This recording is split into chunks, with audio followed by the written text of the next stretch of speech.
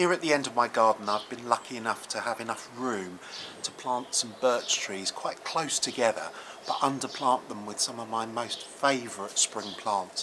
Things like these beautiful magnet snowdrops that have just come out over the last few days and are really delightful. And there are loads of other different species and varieties of snowdrops that I've planted up here as well. Coupled with that, bits of birdsong, it really is the best place to be in my garden at the moment.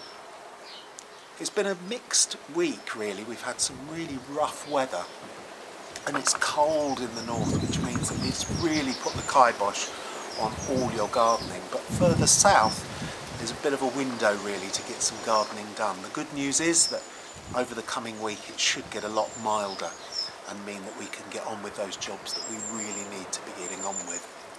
Things like chitting your seed potatoes, stand the potatoes in trays with the shoots upmost or the eyes upmost, put them into a cool but well lit position indoors, somewhere where they'll start to develop those shoots fairly steadily, ready for you to plant them out in 8 to 12 weeks time, depending on the variety. The early ones are the most important ones to get chitted now.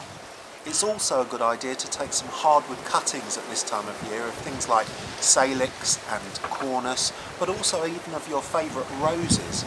Take them about 9 inches long, which is about 25 centimetres, cut above a bud and just below a bud, and simply push them into a spare bit of ground somewhere out of the way where they can root over the coming year. This time next year you'll be able to dig up the new plant and planting it out in its final position. And the other job that I'm going to get on with is potting up some of my new Dahlia tubers. Potting them up into some nice fresh compost into a pot that's large enough to accommodate the tuber, starting them into growth on a warm windowsill or even in a cool greenhouse, so that I've got some cuttings in about March time that I can take so I can propagate some more of these wonderful plants. So there's plenty to be getting on with this week, as usual.